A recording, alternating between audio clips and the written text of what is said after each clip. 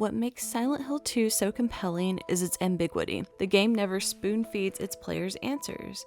Instead, it leaves room for interpretation, encouraging fans to fill in the blanks with their own theories. Is James being punished by an external force, or is Silent Hill merely a reflection of his subconscious? Over the years, fans have created theories about the meaning of Silent Hill itself, the monsters, and even the multiple endings. But one theory stands out as particularly polarizing, dividing the fanbase like no other. The idea that James is trapped in an endless cycle, reliving the events of the game over and over. That's right, today we're going to discuss the infamous loop theory. The loop theory is that James is condemned to relive his journey in Silent Hill indefinitely, unable to escape his guilt.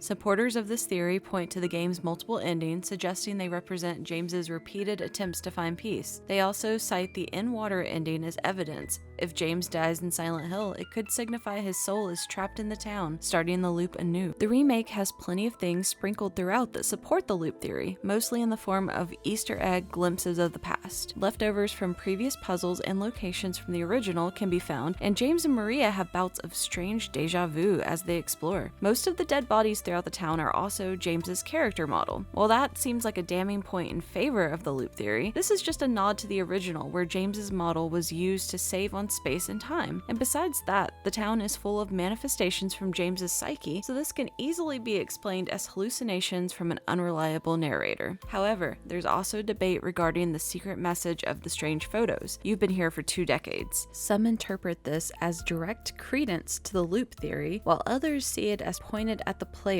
back in Silent Hill after 20 years. But despite its creative angle, the loop theory is one of the most hated interpretations in the Silent Hill community. For many fans, it feels reductive, boiling down a deeply personal story of guilt and redemption into a bleak, repetitive cycle. At its heart, Silent Hill 2 is about catharsis and choice. Each ending reflects James's mental state and the path he's chosen. Whether he finds redemption, succumbs to despair, or simply walks away, the story feels complete. The loop theory undermines this sense of closure, suggesting that no matter what James does, he's doomed to fail.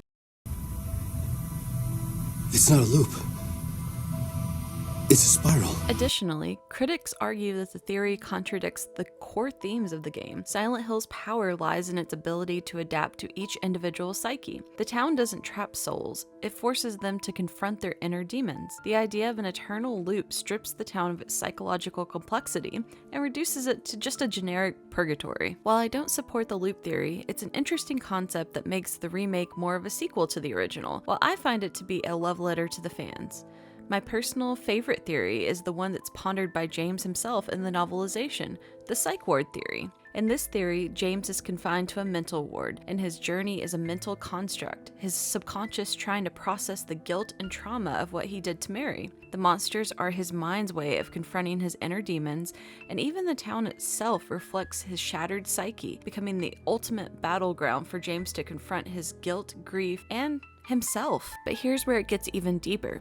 Angela and Eddie could also be patients in the same institution. Within the novel, both James and Angela were said to have received mental care, and Angela's tendency to see Silent Hill consumed by the flames might represent her unique trauma therapy or hallucinations. Similarly, Eddie's descent into violence could symbolize someone losing their grip on reality, unable to process their guilt or shame in a constructive way. If the Psych Ward theory holds, these two could be fellow patients working through their own mental anguish, their stories intersecting with James's during shared therapy sessions or hallucinations. It's interesting to note that in the novel, James wonders if Eddie could possibly be another one of his personalities manifested into Silent Hill. He thinks that Eddie could be a reflection of his own rage and hatred, which could lead to self-exit or self-harm in the real world. And then there's Laura, the only character that doesn't see the monsters. While Laura could be an actual patient in the hospital, she also might represent James's fleeting innocence or a part of his mind that still clings to hope. Her untainted view of the town suggests she's either a projection of Mary's love for life or a reminder of the life that James could have had if he had made different choices. While James is looking for Laura, he comes across a stack of doctor's notes about a patient living in their own delusions, and those delusions becoming his reality. The doctor muses that why, in the name of healing the patient, must we drag him painfully into the world of our own reality when he's happy in his own? However, in the novel, when James reads these files, his first thought is this about me? It freaks him out, but he rejects the idea, assuring himself that Laura, Angela, Eddie, and Maria are all real people also in a town full of monsters. He even finds a diary on the roof about a patient that got discharged, and he starts to hope that it's who the earlier memo was talking about. There's an inkling of doubt, however, and he wonders what would happen if the patient relapsed. What if they forgot the past and fell back into their world of delusion?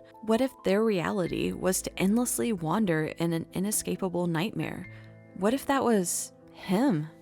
Something cool to note about the memo is that it mentions all the rain, which is a theme within Silent Hill 2, most notable when James encounters Mary at the end, and while it's raining indoors, he's the only one getting wet. Later on his journey, James has to jump into several holes, and in the novel, he has the introspection that the darkness hiding inside the pit is in fact just like him. He's hiding a darkness inside himself that he has to confront in order to move forward. He even starts to wonder if the letters addressed to him are from the psychiatric doctors trying to guide him, and that he may have been the delusional patient described in the hospital notes. No matter how deep it is, if this is the darkness of the heart, I should see what's waiting at the bottom. The darkness of the heart is hidden by many layers, and no matter how many times he jumps, he always is unscathed, even when he jumps into his own grave. Love it or hate it, fan theories reflect the beauty of Silent Hill 2. It's a game that refuses to give easy answers, challenging players to dig deep into the foggy mysteries and perhaps into their own psyches as well. So, what do you think? Is James trapped in an endless loop, or does he find closure in one of the game's endings? Let me know your favorite Silent Hill 2 fan theories in the comments below, and don't forget to like and subscribe for more deep dives like this one, and I'll catch you guys in the next video. Bye!